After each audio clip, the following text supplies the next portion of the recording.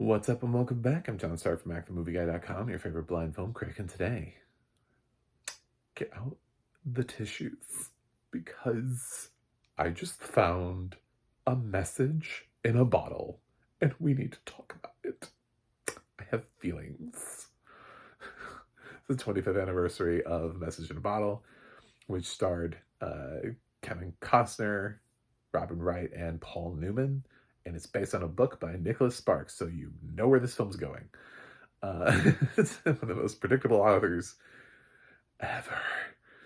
But interestingly, what makes this different is that this is early Sparks. This is when people were like just getting into Sparks. There was sort of like this big resurgence around the time of like the 1-2 punch of Walk to Remember and The Notebook, where I think people were aggressively aware of what a Nicholas Sparks novel was, starting with A Walk to Remember. And then when we move into The Notebook, which turned out to be this big hit, everybody was like, Nicholas Sparks, what have you done to my soul? You know, some people think that film is cheesy. Other people, that's like their film, you know? Like, you don't go there with The Notebook. Which is always funny because if you know anything about how The Notebook came to be and the shooting, you'll know that Ryan Gosling and Rachel McAdams absolutely fucking hated each other in that movie. Like, just hated each other. Ryan Gosling tried to replace her with Britney Spears. True story. So, Message in a Bottle. We have the grand Paul Newman, the great Paul Newman is here to offer his wisdom. He's taken on the role, the curmudgeonly old father role, instead of being the romantic love interest. In sort of the same time period, this came out the same year in which Sean Connery is still arguably trying to pull that off in Entrapment, with like a heavy question mark because that film is like only like lightly.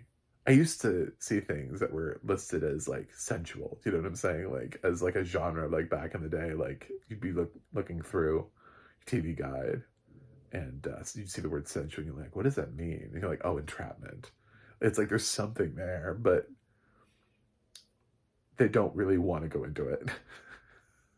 So with Message in a Bottle, Paul Newman just he's just slowly back. He plays an ex-alcoholic who just gets to watch everything unfold. But the star of the movie is Robin Wright, who works at a newspaper. She finds this. Guess what? I'll give you one guess. You 1 second. No, you were wrong. A dead turtle. Who guessed a dead turtle? Anyway, Message in a Bottle. She found a message in a bottle. In case it wasn't really obvious by the title of the film. And she takes that message back to her paper and then like run it and like locally, and she does like a little bit of research and finds out that it turns out that this message was written by someone who is still alive. So she goes down and like meet him and like find out what his story is and sort of stalk him. She's not a reporter, but she's something. She has some job at a newspaper that's like below reporter. So she goes down there and she finds out it's Kevin Costner. And of course she's like, oh my God, he's so hot. She has a kid, by the way. Like her backstory is sort of like loose and just as on an as need to know basis. At the beginning of the film, there's like a scene where she's like letting her son go and you're like, what, are they divorced? What's happening here? So I was so confused as to what was even happening, like why she was like, I have to stay here but you have to go, goodbye my kid. But why? Can I have context? So basically she has to be on her own because in order to be able to be a romantic love interest, it's really hard to do that with like a 10-year-old boy with you for the whole film. Meanwhile, Kevin Costner on the other end, he's mourning the loss of the love of his life. I think they were married, his wife. I want to say wife. But then there's like this whole backstory Robin Wright dives into, and then you find out like everybody's like, "Oh, dude, you just need to move on."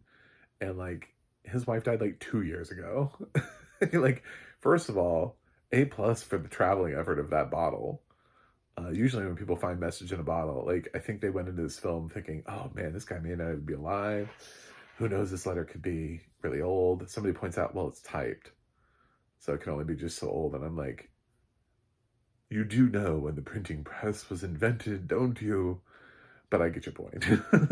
It is much likelier that it was invented with the typewriter, um, like since the invention of the typewriter. But still doesn't mean he's not dead. Like we had typewriters a long time ago, so even for a 1999 film, the fact that that they're using that, it's typed. I don't know, was it done with like fonts so that they come off of like a Windows 95 computer? Then that would be like a, well, you know, maybe. Look, it's got little gifts on it. It's got to be new. Oh, he dated it. um, it's on colored paper. Look at that. uh, so yeah, any of those would have been much better than just simply, oh well, they typed it out. Yes, typewriters. They were a new thing in 1999. So anyway, Kevin Costner is dealing with this loss, and everybody's just like, move on. It's 2 years ago. Just have the rest of your life ahead of you. And it's like 2 years is not a lot of time.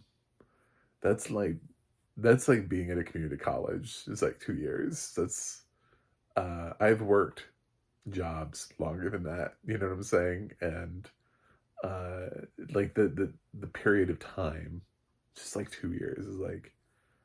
I mean, that's basically like a film franchise that releases a film like every other year.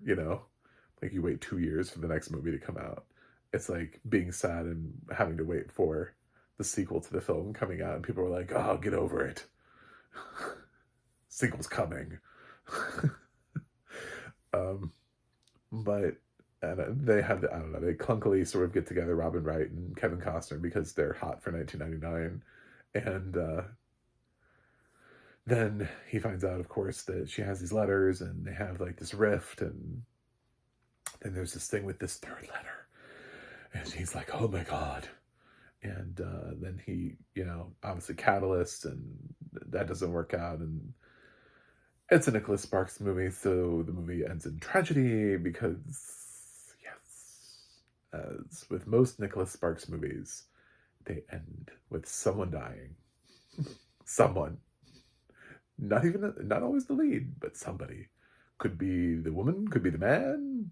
Someone will die at the end of a Nicholas Sparks movie. um, so yeah, it's perfectly fine. This was released in time for Valentine's Day in 1999, so 25th anniversary.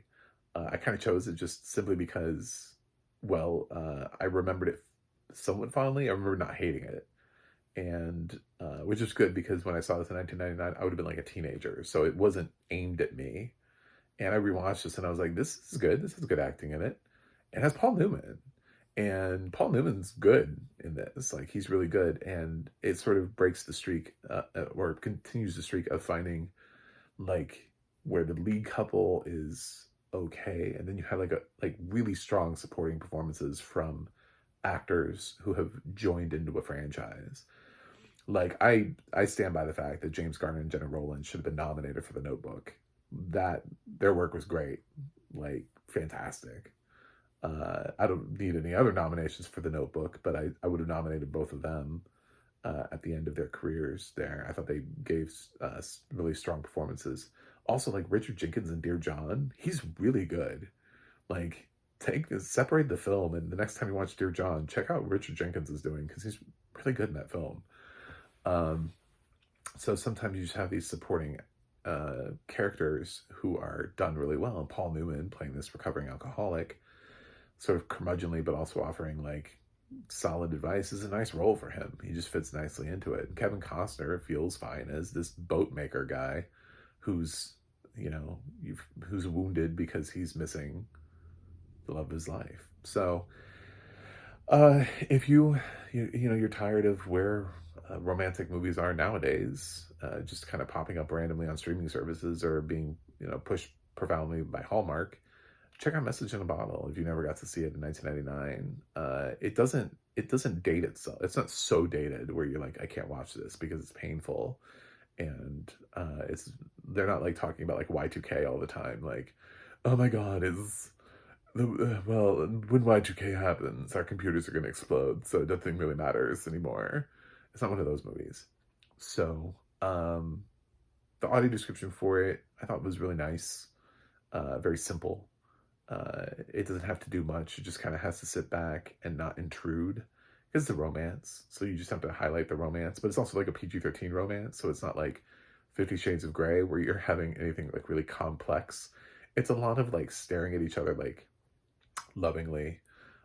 I love, this is still back in a time where it was romantic for men to keep doing things without your permission.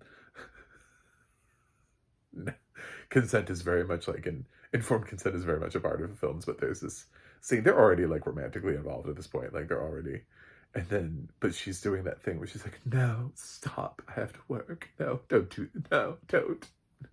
And he's like kissing her, like making out with her, and like slowly like turning it into sex. And she's like, I just have so much work to do.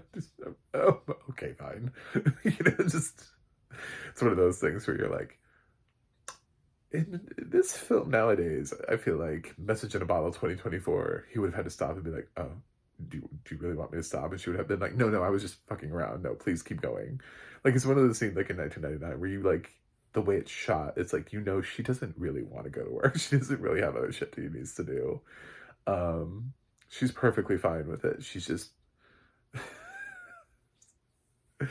like the film has been building to this moment, and it's just funny that's we think a lot about what informed consent means, and a film like this was considered romantic, and definitely this is a scene where she's like, no, stop, don't do that. And he's just like, I'm only kissing all of your body. What's wrong with that? we're already romantically involved. You made me fly out to you. Like, for what? Like, what did you want from me? It's a Nicholas Sparks movie. This was obviously going to be a romance. Did you not read the script? So, yeah. Time periods, watching things happen in certain time periods. Of course, in other time periods, she would have just been like the woman who had no say in anything, and just been like, oh, are we going upstairs? Okay, fine. The man says, headed upstairs now. No romance to it at all. Just, oh, you're a terrible human being, but of course I'm going to love you. So if you want to watch Message in a Bottle, watch Message in a Bottle. It's 25th anniversary. If you're all about things, if you missed the time period in which Kevin Costner used to be a matinee idol, this is still sort of in that time period. He starts to move out of it and started moving into his movies for grown-ups age. I would say just a few years after this, we have Open Range. So that's kind of starts the part of his career where he kind of transitions into those like movies for grown-ups type phase. But this is still sort of coming out of the end of his matinee idol. He also had For Love of the Game. So he was still sort of considered to be a draw for women, like for women to show up to watch Kevin Costner in a movie.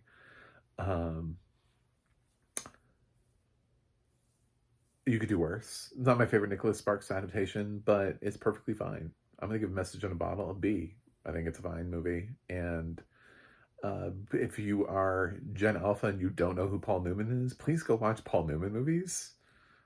Please. Any of them. To anything. Not Cars. Cars does not count. If the only thing that you've seen Paul Newman do is Cars, go away and find a Paul Newman movie and watch it. Anyway, thanks for watching. Thanks for subscribing. And I will see you guys on the other side.